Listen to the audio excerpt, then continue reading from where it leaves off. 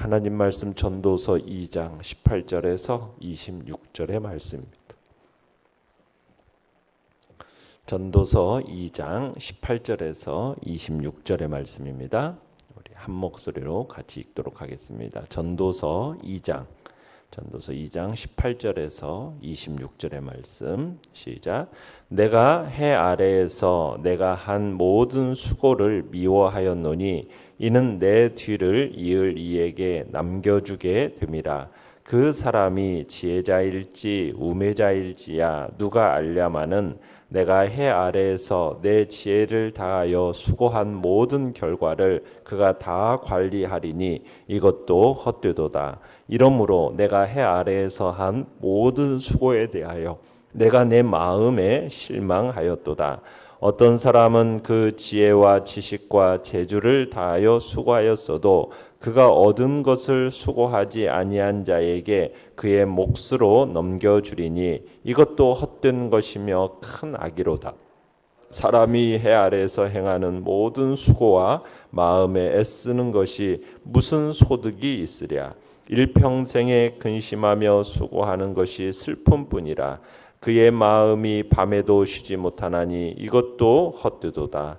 사람이 먹고 마시며 수고하는 것보다 그의 마음을 더 기쁘게 하는 것은 없나니 내가 이것도 본즉 하나님의 손에서 나오는 것이로다. 아, 먹고 즐기는 일을 누가 나보다 더 해보았으랴. 하나님은 그가 기뻐하시는 자에게는 지혜와 지식과 희락을 주시나 죄인에게는 노고를 주시고 그가 모아 쌓게 하사 하나님을 기뻐하는 자에게 그가 주게 하시지만 이것도 헛되어 바람을 잡는 것이로다. 아멘. 오늘 말씀의 제목은 해 아래 수고의 허무함이라는 제목으로 말씀을 나눕니다. 솔로몬은 앞선 12절에서 17절까지의 말씀에서 지혜나 어리석음 모두 인간의 절대적 한계, 죽음을 넘어서지 못하고 또 지속되지 못한다라는 사실을 이야기하면서 인간 지혜의 절대 허무에 대해서 토로를 합니다. 그러니까 지혜의 우월함이나 유익을 아주 부정하고 있는 건데, 그러니까 죽음 앞에서 모든 것이 다 허무하다라는 거예요. 그러면서 오늘 본문에서는 죽음 앞에서 이 수고의 무의미함을 또 기술하고 있습니다. 그러니까 죽음으로 말미암아 모든 소득과 단절될 수밖에 없는 그 해 아래서의 수고의 허무에 대해서 지적하고 있는 내용이 오늘 본문의 이야기라는 거죠. 자, 내용 관찰 문제 1번을 보시면 전도자는 무엇도 헛되다고 말합니까? 이 18절을 보시면은 한번 같이 읽어볼까요? 시작. 내가 해 아래에서 내가 한 모든 수고를 미워하였노니 이는 내 뒤를 이을 이에게 남겨주게 됨이라. 지금 전도자는 자신이 왕의 위치에서 많은 수고를 했지만은 정작 그 수고의 결과를 누릴 사람은 누가 된다라는 겁니까? 자신이 아닌 뒤에 왕위를 이어받을 사람이기 때문에 지금 이 자신이 한 모든 수고도 헛되다. 지금 그렇게 얘기하고 있는 겁니다. 그러니까 해 아래에서 수고한 자신의 모든 수고를 미워했다라고 고백을 하는데 자신이 심혈을 기울여서 행한 자신의 모든 수고에 대해서 지금 염증을 느낀다라는 표현을 쓰고 있는 겁니다. 그러니까 이 모든 수고가 결국 인생의 종착점에 가서는 덧없는 것으로 판명날 수밖에 없기 때문에 지금 이것을 미워한다라고 토로하고 있는 겁니다. 그러니까 전도자는 지금 해 아래에서 수고하는 자신의 모든 수고를 지금 미워하는 까닭을 얘기하는데 이는 뭐라고요? 내 뒤를 이을 이에게 남겨주게 됩니다. 이유를 뭐라고 얘기하고 있는 거예요? 자신이 그렇게 피땀 흘려서 쌓아놓은 업적을 아무런 노력도 기울이지 않은 그 사람, 뒤에 사람에게 물려주게 되니까 이것도 참 허무하더라는 거예요. 그 후계자가 자기가 세운 그 업적을 유지하고 발전시킬 거라는 보장도 없어요. 아무리 위대한 업적을 쌓아놓았다 할지라도 그것을 쌓아놓은 당사자가 영원히 누릴 수 있는 것도 아니다 보니까 이게 참 내가 그렇게 살아있는 동안 그렇게 힘써 그 지혜를 다하여서 심혈을 기울여서 해놓은 그 모든 것들이 다 허무하다. 지금 이런 표현을 쓰고 있는 겁니다. 19절도 한번 읽어볼까요? 시작. 그 사람이 지혜자일지 우매자일지야 누가 알랴마는 해 아래에서 내 지혜를 다하여 수고한 모든 결과를 그가 다 관리하니 이것도 헛되도다. 그러니까 자신의 뒤를 이어서 왕위를 계승할 자가 그 사람이 지혜자가 될지 우매자가 될지 이건 정말 중요한 문제잖아요. 그가 어떤 인물이냐에 따라서 자기가 그렇게 애써 한 모든 노고가 빛이 날 수도 있는 거고 쓰레기처럼 아무런 가치 없이 될 수도 있는 것이잖아요. 그러니까 솔로몬은 자신의 뒤를 이을 자에 대한 관심을 가지고 있었어요. 그럼에도 불구하고 지금 그는 그 사람이 어떤 사람인지 결코 알 수 없다라는 어떤 체념조의 말을 내뱉는 겁니다. 그러면서 솔로몬은 자신이 절감하는 그 죽음 이후에 그 모든 것을 물려받을 그 후사에 대해서 실제적으로는 자신이 어떤 영향력도 발휘할 수 없는 그 한계 상황에 대해서 이야기를 하는 거죠. 그러니까 솔로몬은 이 죽음 앞에서 인생의 모든 수고, 그에 따른 자신의 업적, 그 지혜, 능력, 이게 얼마나 허무한 것인지 지금 이것을 얘기하고 있는 겁니다. 자기가 그렇게 열정을 바쳐서 수고를 했을 뿐만 아니라 지혜롭게 했는데 그것을 통해서 얻은 결과물이라는 것이 어떻게 처리되는지 그 권한과 통제가 자기에게 있지 않다라는 것에 대해서, 그것이 어떻게 보면 어떤 인물일지도 알 수 없는 자신의 뒤를 이을 후계자에게 전적으로 이 모든 것들이 맡겨지게 된다라는 것에 대해서 지금 자기가 이렇게 하는 것이 너무 허무하게 느껴지는 거죠. 죽음 이후에 자신이 행한 그 모든 수고에 대해서 자신의 통제로부터 완전히 다 벗어나 버려서 어떻게 될지 알 수 없다라는 이것에 대해서 깊은 탄식에 어떻게 보면 한숨을 내뱉고 있는 것이 지금 이 이야기입니다. 23절로 한번 가보겠습니다. 23절 시작. 일평생에 근심하며 수고하는 것이 슬픔뿐이라 그의 마음이 밤에도 쉬지 못하나니 이것도 헛되도다. 자, 인간의 그 삶과 노동이라는 것이 어떻게 보면 고통스럽고 일순간도 평안이 없다라는 겁니다. 인간의 삶의 고통스러움과 비참함을 계속 지금 반복해서 강조하고 있는데 이 고통스럽고 괴로운 삶은 지금 그의 이제 밤에도 그렇다고 하죠. 밤에도 쉬지 못한다. 이 밤이라는 것은 뭡니까? 모든 일을 다 내려놓고 손을 놓는 시간, 그 시간이 밤이잖아요. 그런데 그 육체적인 노고에서 벗어나는 그 밤 속에도 여전히 정신적인 고통에서 헤어나지 못한다는 그 이야기를 지금 하고 있는 것입니다. 그러니까 낮에 대한 수고, 그 수고 속에서도 여전히 슬픔이 가득한데 그 쉬어야 할 그 밤에도 여전히 이 마음에 정신적인 고통 속에서 이렇게 살아가야 되니 이 모든 것들이 참 허무하다, 헛되다. 지금 이렇게 표현을 하고 있는 겁니다. 그러니까 낮의 수고에 대한 결과, 또 그거가 이루어지지 않은 것에 대한 고민, 재물에 대한 그 집착, 염려, 이것으로 인해서 밤에도 쉬지 못하고 평안을 누리지 못하고 계속 고통 속에서 살아가는 그런 인간의 모습에 대해서 굉장히 이렇게 살아가는 인간의 모습이 얼마나 허무한가 지금 얘기하고 있는 것이죠. 내용관찰 문제 2번입니다. 사람의 마음을 진정 기쁘게 하는 것은 무엇입니까? 그렇다면 사람의 마음을 진정 기쁘게 하는 건 뭔가? 24절을 한번 읽어보겠습니다. 시작.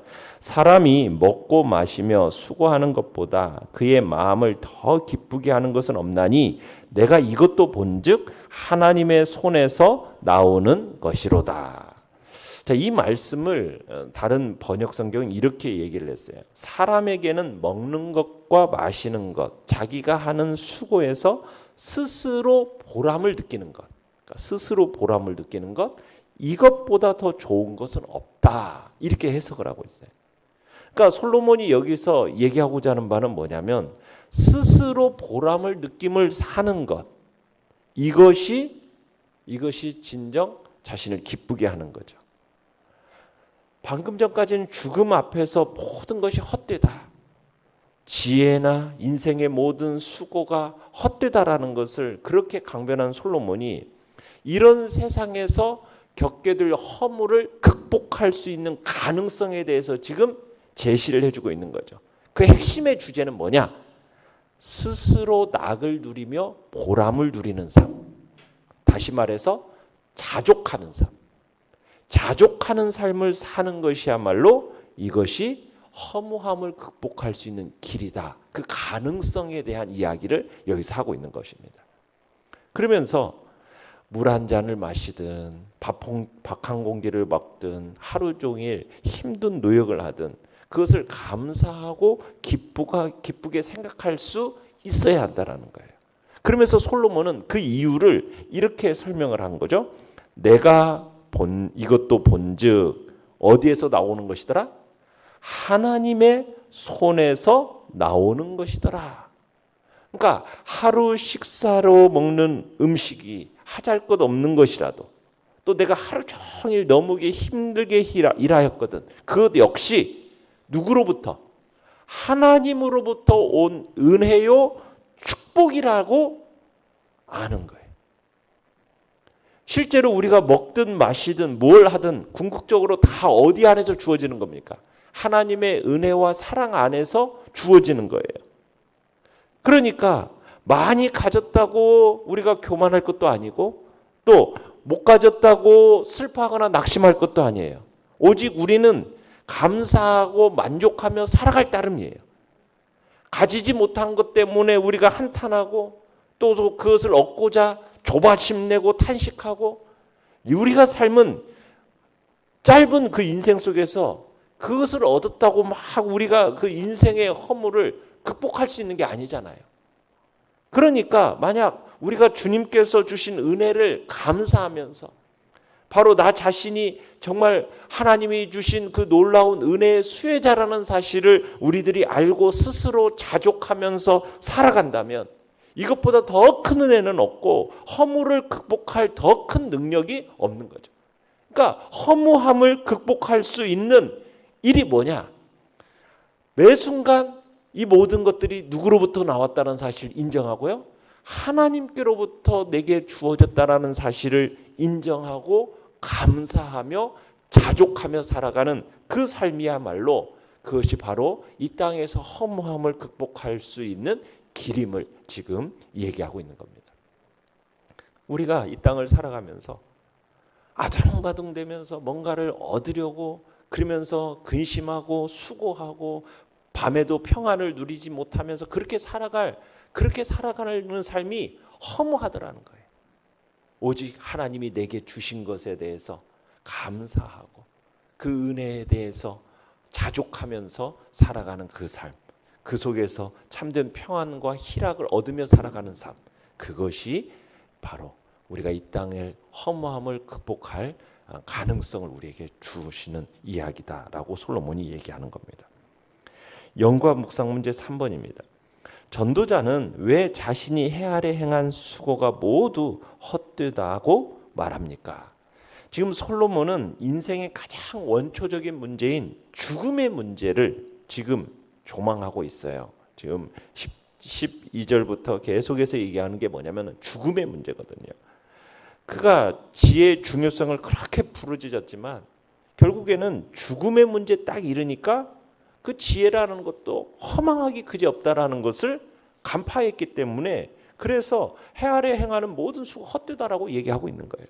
또 온 마음과 몸으로 열과 성의를 다해서 살아왔지만 그것조차도 죽음 앞에서는 그렇게 의미 있는 것이 못 되다라는 것을 알았기 때문이에요. 그러니까 죽음이라는 것은 해 아래 모든 인생에게 찾아오는 어떻게 보면 절대적인 숙명 아닙니까? 죄라는 것이 그 아래 모든 인생을 죽음으로 몰아갔잖아요. 자, 이런 죽음은 해 아래 인생의 그 허무의 궁극적인 원인이 되는 겁니다. 죽음은 그가 지혜자든 우매자든 가리지 않고 차별 없이 임하잖아요. 그래서 그가 이루어 놓은 모든 것들이 결국 다른 사람으로 하여금 차지하게 만들어버리는 그런 일이 바로 일어나게 되는 거예요.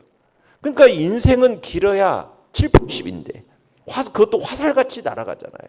그러니 극히 더덥고 허무한 것이라는 거죠.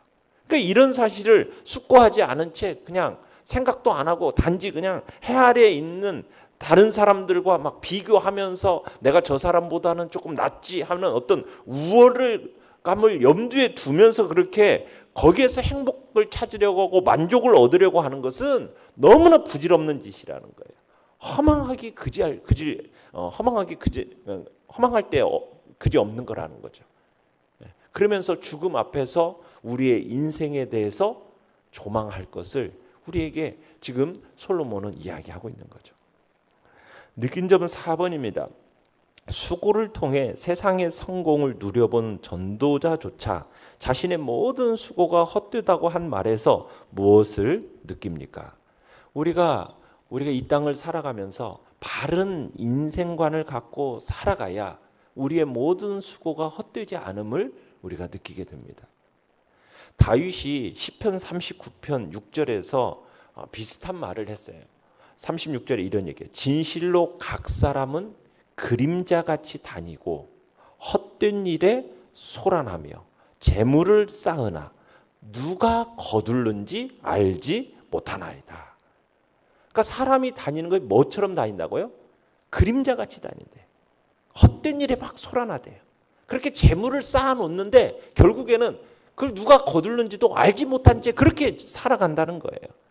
그러니까 다윗 역시 솔로몬처럼 인생의 덧없음에 대해서 그 수고의 덧없음에 대해서 분명히 깨달았던 거죠. 그러니까 다윗은 이처럼 그림자 같은 삶, 헛된 일에 소란하고 누가 거둘는지도 알지 못하는 그 세상 일, 재물 이런 것에 소망을 두지 않고 살게 됩니다. 그러면서 다윗이 세상과는 다른 길, 정말 참되고 온전한 삶, 의미 있는 삶, 그 삶으로 제시하면서 나아가는데 7절에서 그렇게 얘기해요. 39장 7절에서 주여 이제 내가 무엇을 바라리요? 나의 소망은 주께 있나이다. 이렇게 고백을 해요. 나의 소망은 주께 있나이다. 그러니까 자신은 허탄한 삶이 아닌 정말 참되고 온전한 삶을 살기 위해서 어디에 소망을 뒀다고요? 하나님께 소망을 두는 삶을 살겠다. 이렇게 다짐을 했던 겁니다. 그러니까 재물이나 명예나 여기에 목표가 아닌 하나님을 목표로 하는 삶. 그런 삶을 살았기 때문에 다윗은 결코 허무하지 않았던 삶을 살 수 있었던 거예요. 오히려 죽음 이후에 더욱더 아름답게 기억되어지는, 어떻게 보면 오늘날 우리의 뇌리에 있어서 아름답게 기억되어질 뿐만 아니라 하나님의 마음에 합한 사람이라는 하나님의 인정받는 자로서의 복된 모습으로 그의 인생이 결론 지어지게 되는 거죠. 그러니까 우리의 인생에 있어서 어디에 마음을 두고 살아갈 것인가, 우리의 바른 인생관을 어디에 둘 것인가에 대한 고민이 무엇보다도 중요한 거죠. 헛된 일만을 행하는 사람들의 삶의 면모는 결국 무엇보다도 그들이 어떤 인생관을 갖고 살아가느냐에 의해서 좌우되는 겁니다. 동일하게 수고하고 동일하게 사람들이 볼 때는 위대한 업적을 거뒀다 해도 그 모든 것들이 허무하고 후회스러운 것이 되느냐, 아니면은 정말 가치 있고 의미 있는 것, 자랑스러운 것이 되느냐, 그것이 여기에 있는 겁니다. 그냥 재물 그 자체, 세상의 어떤 성공, 이것만을 바라보고 나아가면은 결국 그것만 붙들고 가는 인생은 허무할 수밖에 없는 거죠. 그러나 우리의 목표를 어디에 두고, 하나님께 목표를 두고 우리의 소망을 하나님께 두고 그렇게 살아가는 사람은 후회와 낙심이 아닌 감사와 찬양과 점점 소망과 확신으로 충족해지는 그런 복된 삶이 체험되어질 거라 이야기하고 있는 것입니다.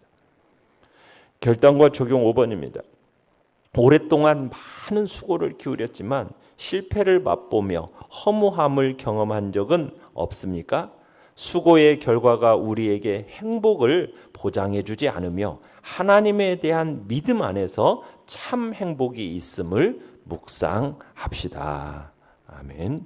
오늘의 기도 같이 읽겠습니다. 시작. 내게 허락된 하루하루의 삶에서 하나님의 은혜를 깨닫고 기쁨으로 살게 하소서. 아멘. 말씀을 생각하며